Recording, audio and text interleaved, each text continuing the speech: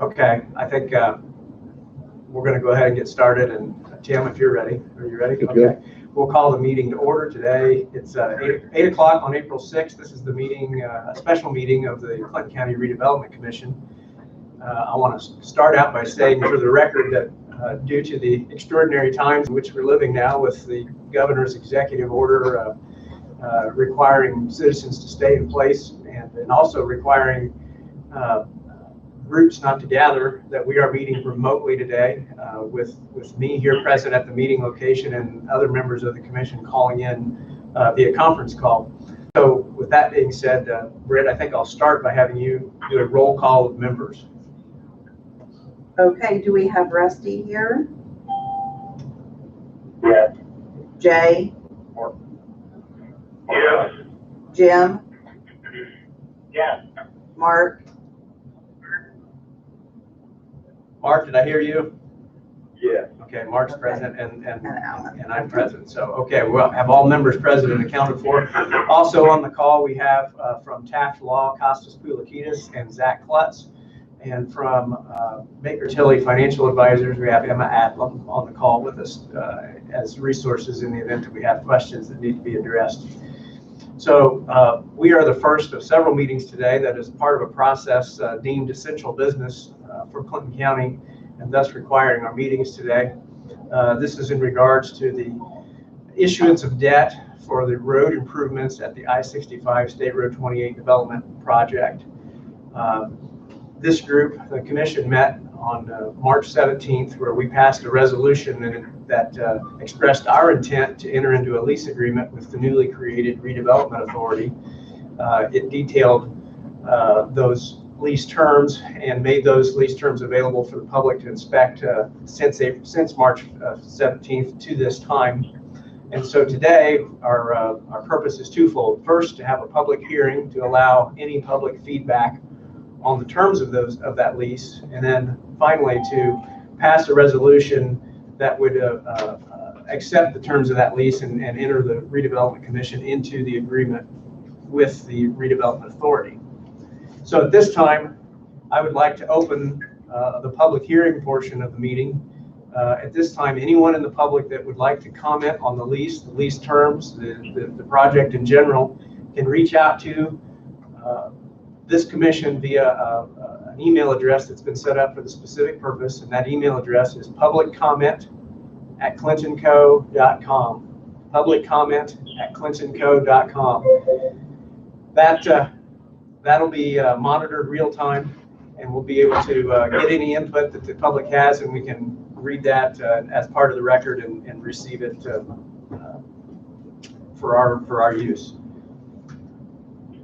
We'll put a timer on. I wanted to wait at least 5 minutes to give people time to access email and make any comments that they wanted to make. But if we get to a 5-minute mark, I'm going to start a timer here. If we get to the 5-minute mark and we haven't had any input, we'll declare that hearing closed and move on. So Costas, while we're waiting, would you mind going over and reviewing maybe the high-level points of the lease terms for the commission and also for the public?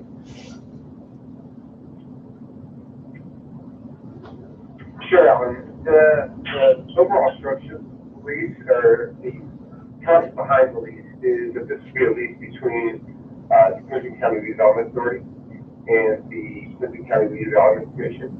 The reason why it's structured this way is pursuant to state statute. And by creating this lease structure, what it allows is it essentially allows Clinton County to preserve its debt limitation for potential for future other projects. This structure allows the debt to sit outside the debt essentially just becomes a project while still Clinton County of the redevelopment authority. And part of the overall lease structure that is the underpinning of the lease is that the property that will be leased will be owned by the Redevelopment Authority. And so this property will be, the property that we're talking about a couple things. One will go under the ownership of the Redevelopment Authority, but then also approximately $26 million of the bond proceeds are going to be used to purchase the existing roadway, and the remainder of the funds will be used to develop it and expand the project. Then this project will be then used at least to the Redevelopment Commission to develop and build. It will allow the Redevelopment Authority to actually be the issuer of these bonds that will generate the proceeds for that. The lease itself will, essentially is set up so that the lease payments that are being made by the Redevelopment Commission are essentially matching what the debt service payment will be. So those lease payments that are being made by the commission to the authority then will turn around and use those proceeds to make the debt service payments that achieve the project.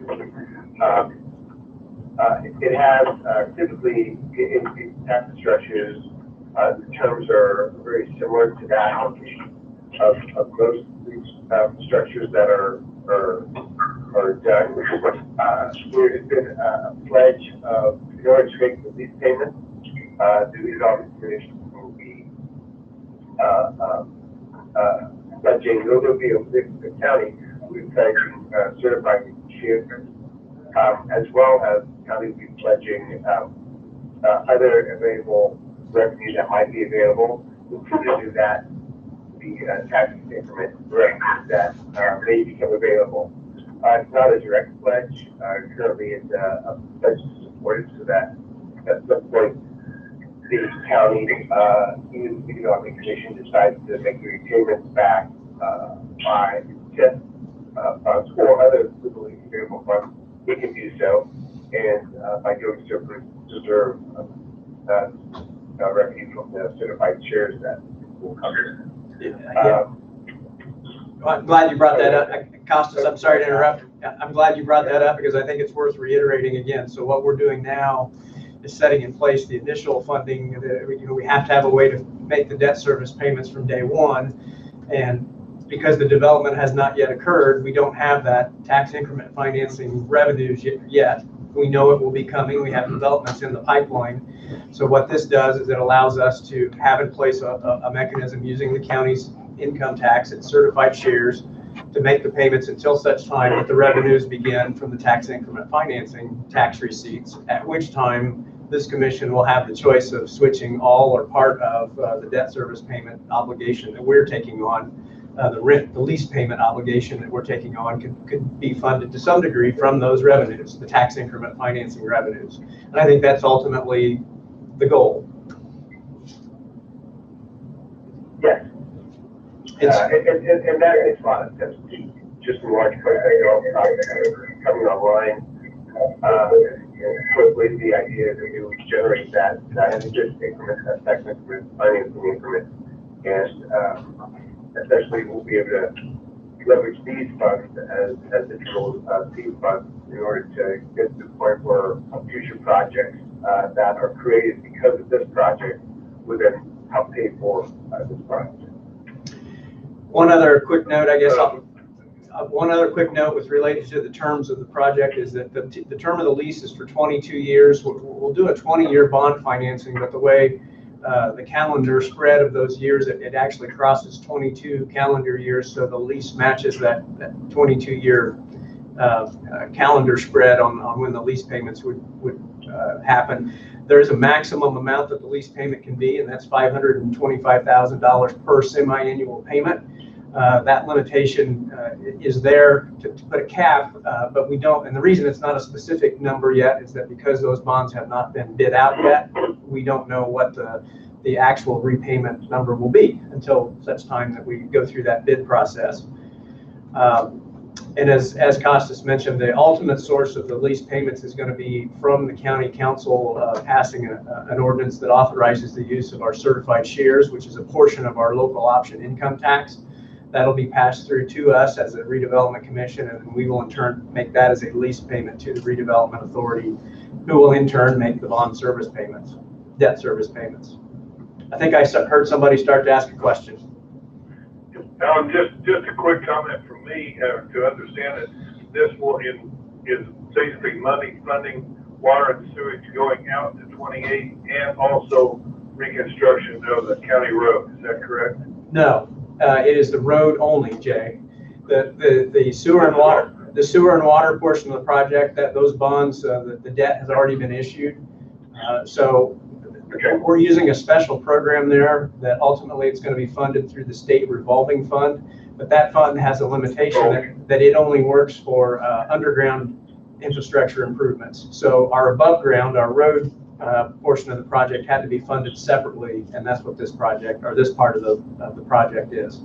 It's just limited to the above ground road improvements. But does that include anything of trying to get access into the land that we've been deeded? No. Okay, just the county road. Okay. Yep, just the road improvements. Alan, it's Jim. Yes, Jim. I think it was said it was 525,000 for semi-annual payment. The way I read the lease, it's 525 per year payable in semi-annual. Yeah, I assume that to be split up and paid in, what would that be? you're right, Jim. You're right, Jim. The way I wrote my notes, I think I just confused myself. You're right. It's a $525,000 annual payment to be split semi-annually. So that's the cap. That's the cap, and then that will be determined in its final form. The actual number will be determined after the bonds have gone out to bid and we have the amortization schedule set. So while we've been talking here, I've had my timer running. It's at 8 minutes and 30 seconds, and Britt tells me we've had no email input from the public. So at this point in time, I'm going to close the public hearing. And you had sent to you in your packets here a couple of days ago, the actual resolution. It's resolution number 2020-02, a resolution authorizing the execution of a road lease between the Clinton County Redevelopment Authority and the Clinton County Redevelopment Commission and all matters related thereto.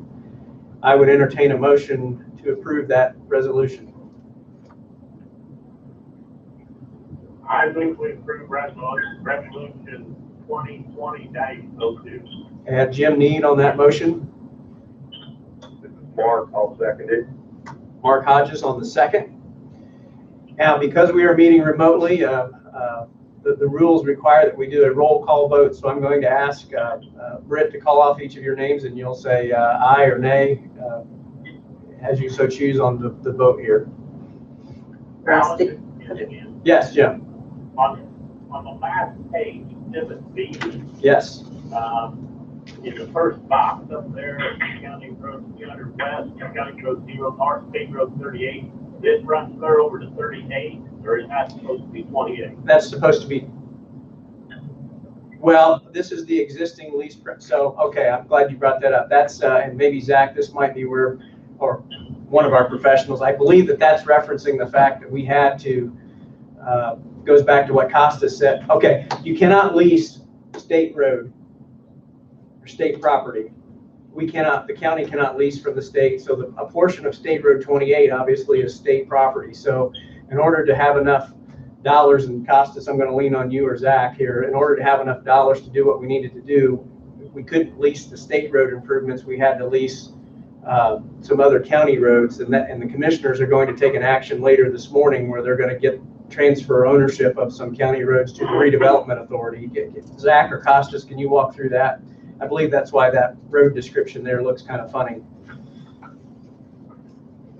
Sure, this is Zach Clutch. The Exhibit B road description is the portion of road that's already existing that will be purchased from the county for approximately $2.6 million, and that will go into the leased premises. So that's existing roadway that the redevelopment authority is purchasing. Okay. That's just additional collateral to make it work out. Exactly. Because we couldn't use the collateral for the state road because we aren't eligible to lease it. So yeah, that's what it is in essence. It's 6 of one, half dozen of the other. It's a transfer from one bank account to another bank account, so to speak. But it was necessary to have the collateral match the bond proceeds. Yes. So I have a motion on the floor and a second. So I'm going to ask Britt to do the roll call vote. Rusty, Aye. Jim, Jim D, yes, aye. Jay, Aye. Mark, Aye. Alan. Aye. All right, that motion carries 5-0. Now that completes the primary purpose of our business today. I do have one other administrative cleanup item that we need to do, and it's going to be necessary because I have to get a signature from someone here later on today, or ask for a signature. But when we did our organization meeting in January, I somehow overlooked electing a secretary. And so last year, Jay was kind enough to serve in that role, but we need to take a nomination for secretary and appoint a person for the remainder of this year. Anyone have a nomination for secretary? Jay Hawley. Okay, have Jim has nominated Jay Hawley. Do I have a second? Yeah, I'll second it. Okay, Mark Hodges with the second. Again, we'll have to do a roll call vote, so I'll ask Britt to go down that list. Where the motion on the floor is to appoint Jay Hawley as secretary for the remainder of 2020. Rusty, Aye. Jim, Aye. Mark, Aye. Alan. Aye. Jay, do you want to vote or do you want to abstain? I can't even, I'll abstain. Okay, so 4-0 with one abstention. Now, Jay, I've got a couple of documents I'll have to get to you to sign here that require the secretary's signature. So I'll probably scan and send those to you here later today. Okay, then never mind. Well, okay, that which brings up the question. The last item here is that we need to get a signature on this resolution that we just passed. And in speaking with Zach, the way I believe we're going to do this is in counterparts. You each received an email that had a copy of the resolution, and as a part of that, there was a signature page. If you are able or willing, would you please print that signature page out, sign under the appropriate line for your name, and then either scan and send that back to me, or drop it in the mail and send it. You can send it either to the auditor's office or you can send it to me at my home address. But we need to collect everybody's signature. We'll put them all together, staple it to the resolution, and then that will be how we gather the signatures for this. A little cumbersome, but given the restrictions on movement right now, it's the most efficient way I believe we can do it. Anybody else have any questions or comments before we adjourn? Okay, so the next step will be Redevelopment Authority at 8:30. It'll be also on this conference number. If you care to stay on and listen, you're welcome to, but just please, we'll remain quiet while they have their meeting. Commissioners will meet at 9, and then the county council will meet at 11, each taking their step in this process. And by the time we get to the end of the day, we ought to have everything in place so that we can move forward with the bond issue. Okay, hearing no other business. Alan, yet? Yes. Just the address that we're supposed to mail that in to you? I'd say let's go to Britt, is that 225 Courthouse Square. Okay. And we'll gather all those together, and then we'll get a copy to the people that need to have it. Okay, hearing no other business, I'll call the meeting adjourned. Thank you all for joining today. I appreciate it very much.